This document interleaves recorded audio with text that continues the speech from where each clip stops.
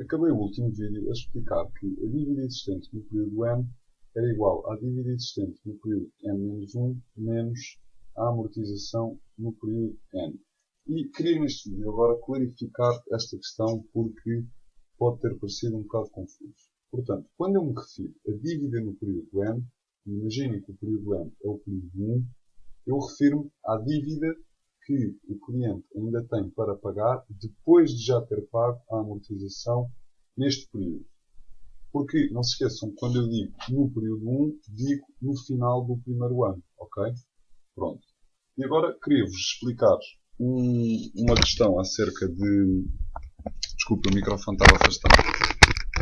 Queria-vos explicar como é que podem chegar a este valor sem que tenham de fazer dívida do período N-1 menos amortização do período N. Porque, por vezes, pedem-nos, por exemplo, a dívida no período 3.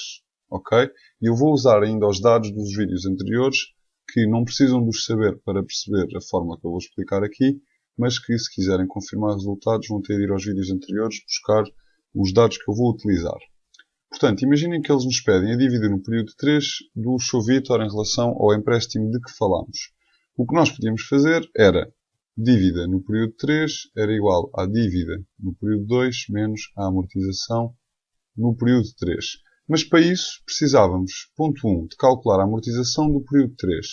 Para calcular a amortização do período 3, precisávamos de calcular a amortização do período 2, precisávamos de calcular a amortização do período 1 e, para calcular estas coisas, precisávamos de calcular os juros no período 2, os juros no período 1 e assim sucessivamente. E, portanto, isto dá bastante trabalho e há uma maneira muito mais direta de calcularmos uma dívida num determinado período. E essa maneira é bastante simples. Não se esqueçam que a dívida aqui, no período 3, do ponto de vista do banco, é um ativo. Portanto, é algo que vai gerar cash flows futuros, nomeadamente uma prestação no período 4 e uma prestação no período 5. E, portanto, tal como vimos quando falámos sobre o valor temporal do dinheiro, o banco está indiferente entre que o Sr. Vítor pague a dívida no período 3 de uma só vez aqui, ou que pague ainda estas duas prestações, uma no quarto ano e uma no quinto ano. E, portanto, para determinarmos o valor deste ativo no período 3, tal como falámos nos vídeos anteriores, através daquela definição muito útil que eu vos dei, de que o valor de qualquer ativo é igual ao valor presente dos cash flows futuros gerados pelo mesmo, através dessa definição, podemos simplesmente retirar que a dívida no período 3 vai ser igual a, no caso do Sr. Vítor eram duas prestações de 5.000 euros, a uma taxa de juros de 5%, vezes 1 menos 1 sobre 1 mais 0,05 ao quadrado, porque faltavam duas prestações para o Sr. Vítor abater toda a dívida, portanto, no período 4 e no período 5. Não se esqueçam, quando eu falo em dívida do período 3, assumo que a amortização do terceiro ano já foi paga e, portanto, já só falta a prestação do quarto e do quinto ano.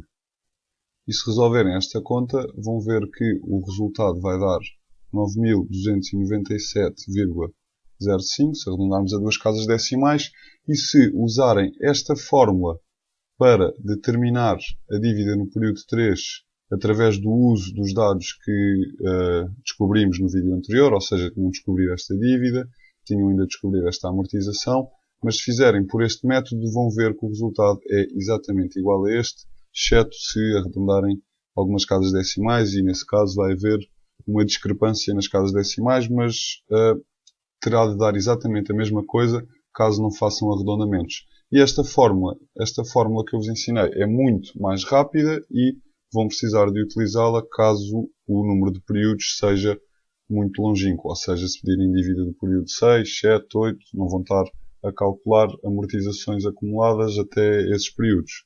Espero que tenham percebido a explicação e até ao próximo vídeo.